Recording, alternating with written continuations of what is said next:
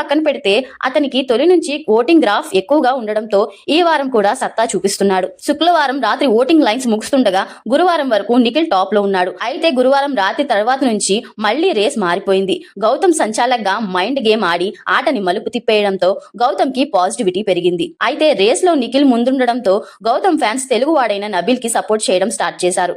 దీంతో ఒక్కసారిగా లెక్కలు మారిపోయాయి. అనూహ్యంగా నిఖిల్ ని వెనక్కి నెట్టి నబీల్ ముందుకొచ్చాడు. 12వ వారం తాజా ఓటింగ్ చూస్తే నబీల్ 35%, నిఖిల్ 30%, ప్రేరణ 14%, పృథ్వీ 11%, యష్మి 10% ఓట్లతో ఉన్నారు. దాదాపు చాలా వరకు ఆన్లైన్ పోల్స్ చూస్తే ఇవే రిజల్ట్స్ కనిపిస్తున్నాయి. అయితే నిఖిల్ సపోర్టర్స్ ఎక్కువగా ఉన్న పోల్స్ లో మాత్రం అతనే టాప్ లో ఉన్నాడు. అతని తరువాత నబీల్ ఉన్నాడు. ఈ ఇద్దరు కలిసి దాదాపు 70-75% ఓట్లు షేర్ చేసుకుంటే మిగిలిన 25% ప్రేరణ, పృథ్వీ, యష్మిలు షేర్ చేసుకుంటున్నారు. ఈ లెక్కన చూస్తే ఈ వారం సింగిల్ ఎలిమినేషన్ అయితే యష్మి గౌడ ఇంటి ముఖం పట్టడం ఖాయంగా కనిపిస్తుంది. అదే డబుల్ ఎలిమినేషన్ అయితే యష్మితో పాటు పృథ్వీ కూడా ఎలిమినేట్ కావచ్చు.